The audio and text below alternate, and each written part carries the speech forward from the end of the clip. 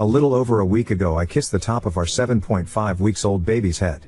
It was a single, light kiss and she had a thick head of hair with no obvious scratches or other skin imperfections. But I had cold sores on my lips at the time. We have been really careful to avoid giving our children cold sores or otherwise pass along the herpes virus, HSV-1.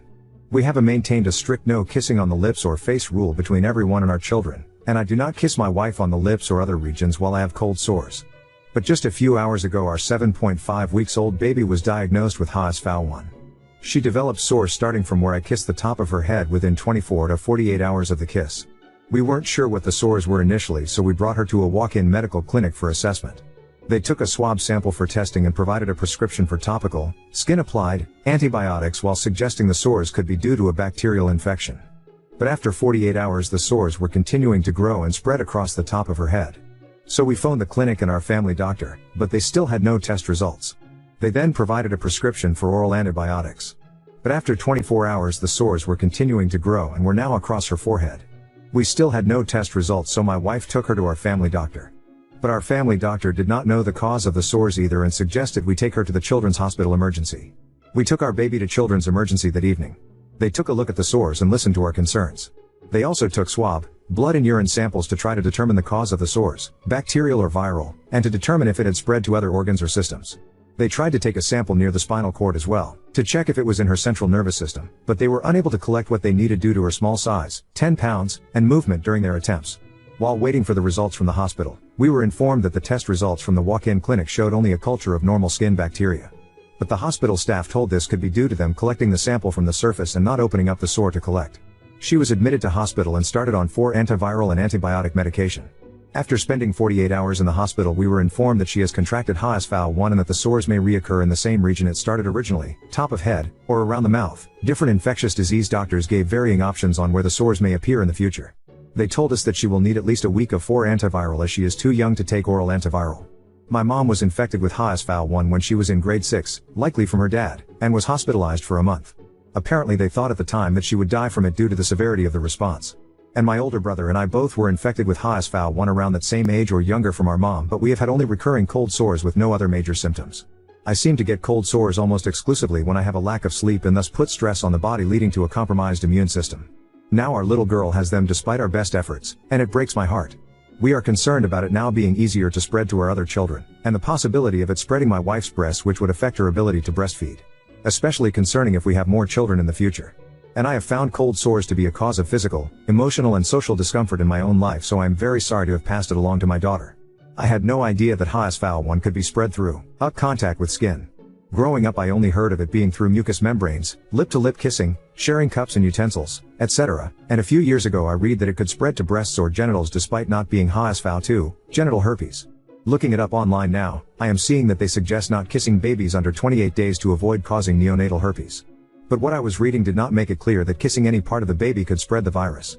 The doctor stated it is possible to spread through kissing the top of her head, but prior to diagnosis said he would be surprised if it was HSV-1 because she was not under 28 days, she was 6.5 weeks at time of kiss. She was full term, healthy weight with no complications during pregnancy or postpartum.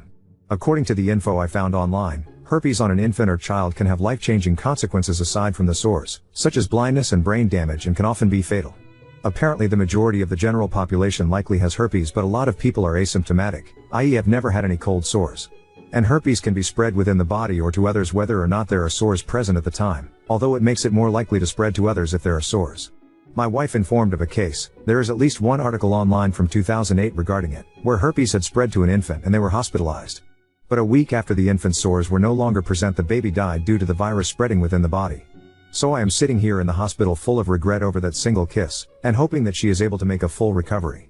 But I am glad that she did develop visible sores and that I suggested along the way that the sores could be due to herpes, because they were able to diagnose and treat the virus relatively early, which may have prevented it from spreading to other regions of the body. I am also glad that our baby was healthy, on seemingly all account prior to this incident, because it would likely affect her worse had there been other compromising factors. And I am hopeful that effective and safe therapeutic and preventative vaccines for the virus will be developed in the near future.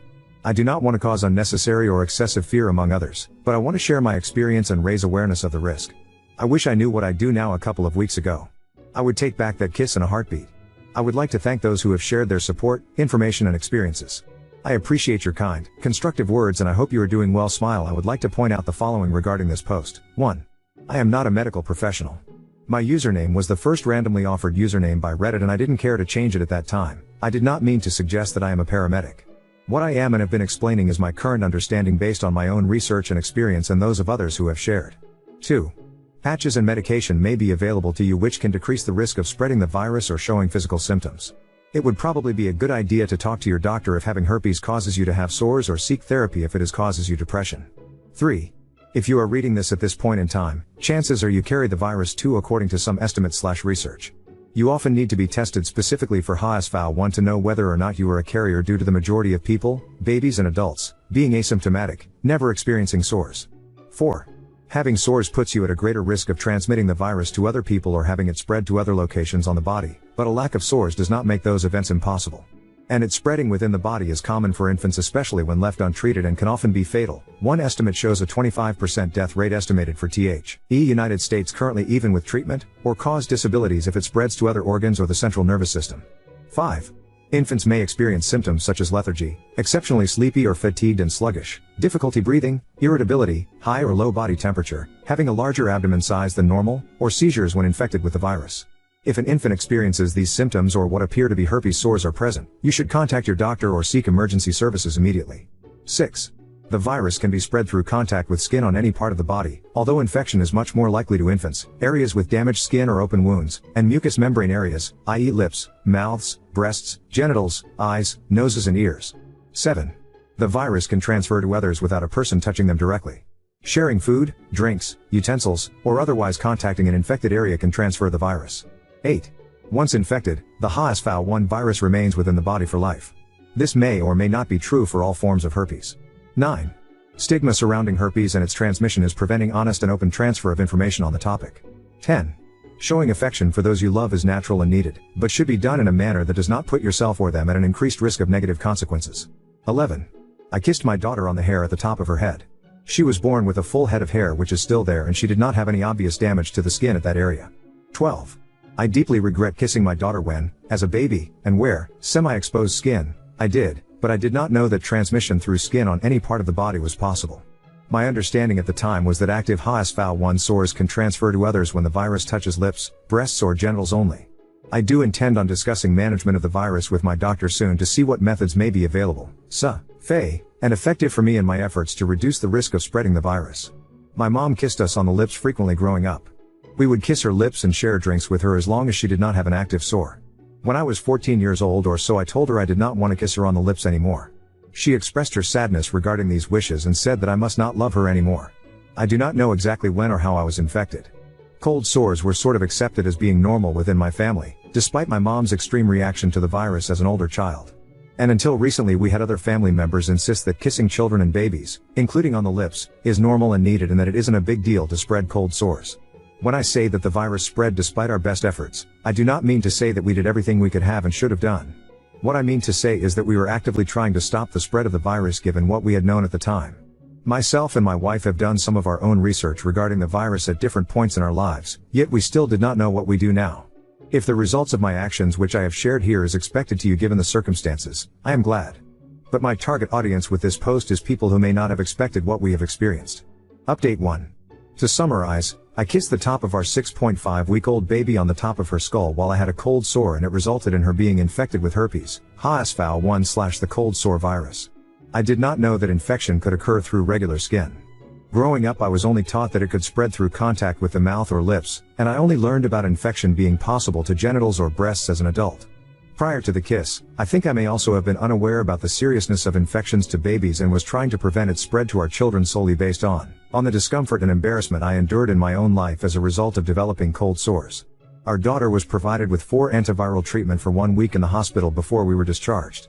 We were given a prescription for 1 week's worth of oral antiviral medication to be taken from home, and had a follow-up appointment with the infectious disease doctor around a week after discharge.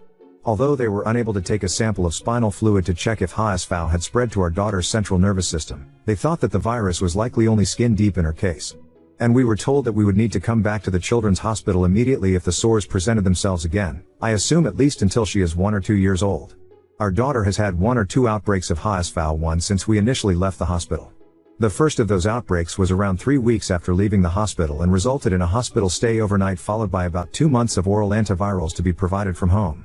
And the other time was around 1 month after using up the antivirals from the previous outbreak, but the sore went away on its own within 24 hours. We were going to pick up antivirals for the last time, but all pharmacies were closed, so we decided to wait until the morning, but the sore was almost fully gone by the morning. Both recurrences showed up at the same location as the initial sore and kiss, top of skull. My wife met with an infectious disease doctor in February to discuss our daughter's case, and the doctor said that our baby got really lucky. There are limited treatment options and our baby's case was very minor compared to most. She seems to be a very happy and healthy baby. In my opinion, since she was about midway through her stay in the hospital, she seemed to be in a happier place and is still there as long as she isn't wanting to be held or nursed by her mom. My wife and I both agree that SHE has been the happiest of our babies. And she is just about to celebrate her first birthday. I have posted this story to a number of different subreddits to try to raise awareness, especially for parents or soon-to-be parents. Many users have expressed gratitude for the posts because they were unaware regarding the dangers of HSV or how infectious it is. Now on to second story. Left my husband alone for 3 weeks, he ended up buying and eating honeycombs, a whole 15 pounds bag of red lentils, and ordering nothing but Taco Bell. I went on vacation for 3 weeks with some friends and left my husband at home because he didn't want to go and he had to watch our dog. I came home yesterday and found out that he bought some honeycombs from our friend's father and has been sitting in the living room just eating the honeycomb, like the whole thing with all the beeswax and bits in it. I told him it wasn't healthy, but he says the wax is edible and he's eaten like 6 of them. Commenter: honey wax is edible, just it might cause a lot of gas if you eat a lot of honeycombs. Oop, oh goody. More gas. I think I'm gonna ask my friend if I can move in with him back in Korea while my husband degasses himself because he also ate an entire 15 pounds bag of red lentils and DoorDash Taco Hell for the past 3 weeks. So, about 3 weeks ago I flew to South Korea for a vacation with friends who live there. My husband didn't want to go and said he'd be fine staying home and watching the house and dog. I trusted him because he's a 40-year-old adult man and assumed he'd be able to feed himself like a sane person despite him possessing the cooking ability of a cactus. I was wrong. I should have dragged him and the dog along with me to another country. What my husband decided to do during his 3 weeks without me was absurd. I would have been happier if he'd cheated on me instead. Because what he did was order nothing but Taco Bell through DoorDash after he somehow broke my stove by cooking an entire 15 liters BS bag of red lentils all at once. Then he didn't bother to get a bowl for his lentils, he just ate them straight from the pot and stuffed the pot into the fridge and broke one of the shelves inside it. Now realizing his mistake, he decided to order nothing but terrible tacos for the remaining 2 weeks while getting high on medical marijuana. Also, for some reason he bought a bunch of honeycombs from one of our friend's fathers and decided those made a good snack and has eaten nothing but beeswax and honey for the last few days because he's some kind of weird alien in a human disguise. Apparently honeycombs give you gas. And lentils give you gas. And Taco Bell gives you gas. So now it's today and I'm awoken by what sounds like someone revving a motorcycle in my bedroom, followed by the stench of the fiery pits of hell itself. It's 5:30 in the morning. He gets up and goes to use the toilet as I'm opening the windows in a poor attempt to ventilate the house, but it's too late. He doesn't even have a solid poop, it's just 10 minutes of gas. Like 20 seconds of non-stop farts followed by a huge gasp of air and then another 20 seconds of gas. By this time, the dog is hidden under my couch because it doesn't know what those loud honking noises are and fears for its safety. I consider joining it, but continue to open every window in my house. It's 62 degrees out and windy. The wind just blows the fart smell around the house. My husband has left the bathroom and has walked upstairs. It sounds like there's a small 2-stroke engine in his pants. I can't take it anymore and scream that I'm going to get breakfast at the diner and leave him. I bring the dog with me because the dog follows me out of the house because it also doesn't want to be here right now. So now I'm at the diner waiting for my husband to dega himself while the dog sits underneath the table next to me wearing a pink leash kit harness that my friends bought for me as a gag gift that has my name and emotion L support human on it that the waitress thought was some kind of in joke. This is the start of my morning. I hope it's not as stinky as yours. Update 1. It's 9 o'clock and my husband texted me to tell me to rent a carpet cleaner from the Dollar General because he trusted a fart and shat all over the living room floor. It's gonna be one of those days. Update 2. It's 10:23 and I've returned home after a lovely day of walking my dog around the park, getting coffee, renting a carpet cleaner, and tuning my motorcycle to a house that smells like Febreze and Lysol. I took so long screwing around that my husband had time to harass our neighbors and borrow a spot-bought carpet cleaner that didn't clean our carpet. I gave him the instructions for the carpet cleaner I rented for stupid amount of money from the Dollar General and I'm now locked in our bedroom. He's allowed in when the house is fixed and he's no longer filled with more gas than the Hindenburg. Now, it's 11:40. I can't hear the carpet cleaner anymore, but I can still hear the horns of Jericho as my husband continues to fart. He's smoking too, and the pot smoke and farts are leaching into the bedroom where I'm unsafely locked inside. Oh yay. Update 3. I survived the gas attack. I fell asleep and woke up to a bajillion comments on this post, a dog that also shat on the floor, and a husband that is now gas-free but had been on the toilet for so long his legs went to sleep so he fell off the toilet and ripped the towel rack off the wall. He did try to put the towel rack back, but now I need to buy drywall anchors because if you look at it funny it just falls off again. He says I'm never doing that again. But he'll probably do something similar in 6 months because apparently I'm on the Truman Show or something. Update 4. My husband can actually take care of himself, he just can't cook even though he says he can, and his family thinks cooking is using the magical microwave box for everything that's not toast. My husband has tried to make toast in the microwave but obviously that didn't work. He also wasn't like this when we met, he was just a normal awkward nerdy guy from a kinda poor family. He did take out the trash, do the laundry, feed the dog his special dog food because my dog is diabetic, mow the lawn and buy some groceries. Unfortunately, he blew some fuse trying to use the Keurig, toaster oven, and microwave all at the same time and gave up on trying to zap food for himself and resigned to using DoorDash and Uber Eats for everything after he also broke my stove. I think the beeswax is what did him in because he said he was fine until he ate like 7 honeycombs in a row. Update 5. So apparently you can't digest beeswax, so my husband has turned into a human shotgun that's entirely powered by gas. He says it comes in waves, so it's gas and then beeswax and then gas followed by more beeswax. I think he ate the entire beehive. Also, as hard as it is to believe, my husband can cook, but he can only cook stuff on a barbecue because he can't tell when it's done if he tries to use the stove. And the key to our barbecue cover got lost somewhere, so now I have to break the lock off or cut the cover. Final update. My husband gave himself food poisoning from all of the raw honeycomb. He finally came to his senses after I sent him on a fridge shelf replacement adventure by himself and told him he can't come back until he finds one. It took him 13 hours and he had to go out of state because we have a weird Samsung smart fridge. So, he got the shelf and hopped back into his car, that he had been farting in all day long, in 90-degree heat, and almost vomed from the smell. Then he had to drive 6 hours with all the windows down, had to stop to buy Depends because he still had food poisoning, and finally made it home to apologize for eating like a 14-year-old boy and breaking my kitchen and trust. He also found a replacement barbecue cover and anchors for the towel bar he destroyed. P.S. The whole microwave toaster oven coffee make debacle involved him tripping the little mini breaker on the outlet itself and not knowing how to reset it. It had a button that said reset and pushing it turned all the appliances on again. The outlet was hidden behind the microwave, so maybe he's not a total dumbass because it took me a while to find it. P.S. It's 7:30 p.m. and he's started a 14-hour brisket roast for the 4th. It smells amazing. I still don't know how he can cook like a barbecue pitmaster, but lacks the ability with a regular stove. He's like Superman if Clark Kent was a drooling idiot instead of a reporter. I honestly would have been less annoyed if he broke the lock on our grill cover and ate nothing but barbecue for 3 weeks. At least if the grill got stolen, then that's all his money lost.